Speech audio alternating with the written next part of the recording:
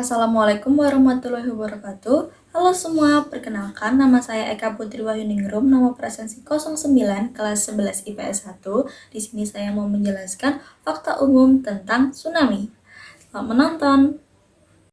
Kata tsunami adalah serapan dari bahasa Jepang. Su berarti pelabuhan dan nami berarti gelombang atau gelombang air besar yang diakibatkan oleh gangguan di dasar laut. Nama ini diperkirakan berasal dari para nelayan Jepang saat mengamati bahwa kapal-kapal bangunan di pelabuhan rusak akibat fenomena ini, sekalipun mereka tidak merasakan gelombang besar ketika berada di laut lepas. Gangguan pada dasar laut menyebabkan perpindahan sejumlah besar air. Dalam proses kembalinya air terganggu ini menuju equilibrium atau keadaan tenang, dapat terbentuk suatu gelombang lalu menyebar meninggalkan pusat gangguan sehingga menyebabkan tsunami dengan kecepatan gelombang mencapai 600-900 km per jam.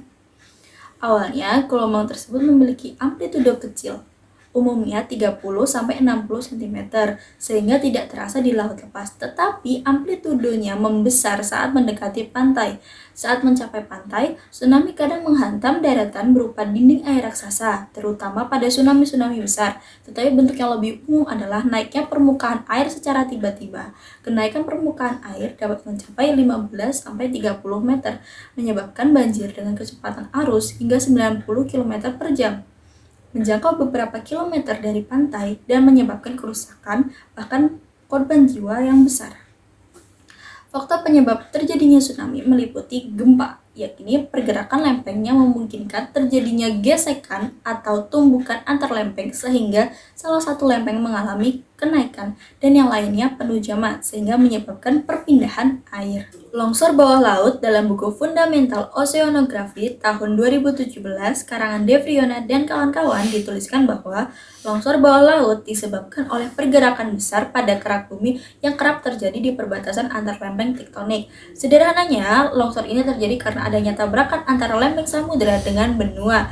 Peristiwa tsunami yang terjadi karena longsoran bawah laut disebut tsunami submarin. Yang ketiga adalah aktivitas vulkanik, terutama dari gunung berapi yang berada di dekat atau di bawah laut. Umumnya, aktivitas vulkanik menyebabkan naik atau turunnya bibir gunung berapi, memicu tsunami yang mirip dengan tsunami gempa bumi bawah laut.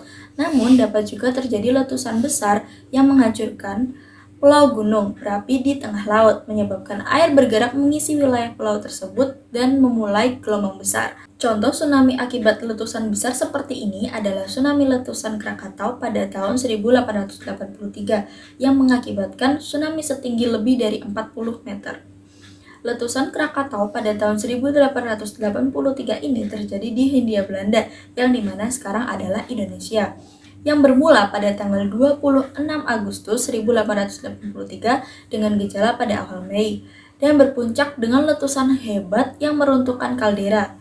Pada tanggal 27 Agustus 1883, 2/3 bagian Krakatau runtuh dalam sebuah letusan berantai, melenyapkan sebagian besar pulau di sekelilingnya. Aktivitas seismik tetap berlangsung hingga Februari 1884. Letusan ini adalah salah satu letusan gunung api paling mematikan dan paling merusak dalam sejarah, menimbulkan setidaknya 36.417 korban jiwa akibat letusan dan tsunami yang dihasilkannya. Dampak letusan ini juga bisa dirasakan di seluruh penjuru dunia. Selain penyebab-penyebab di atas, ada penyebab tsunami yang lebih langka, di antaranya benturan benda besar ke dalam air akibat ledakan senjata atau kejatuhan meteor. Benturan ini menyebabkan gelombang air dari tsunami yang dihasilkannya memiliki karakteristik fisika yang mirip dengan tsunami letusan gunung berapi. Contoh terjadinya tsunami lainnya adalah tsunami Aceh pada tahun 2004. Penyebab tsunami Aceh tahun 2004 sendiri diketahui dipicu oleh adanya gempa tektonik yang juga merupakan gempa terbesar ketiga yang pernah tercatat di dunia dan memiliki patahan lempeng terpanjang yang pernah diamati oleh para peneliti.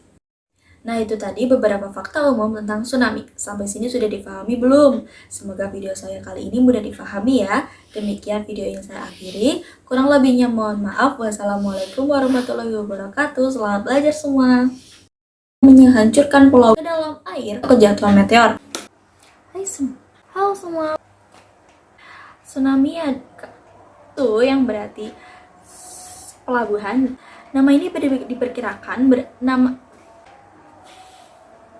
kata tsunami. Kata tsunami yaitu Assalamualaikum. Selamat TV kakak mau bikin video. Thank you. Mau menjelaskan tentang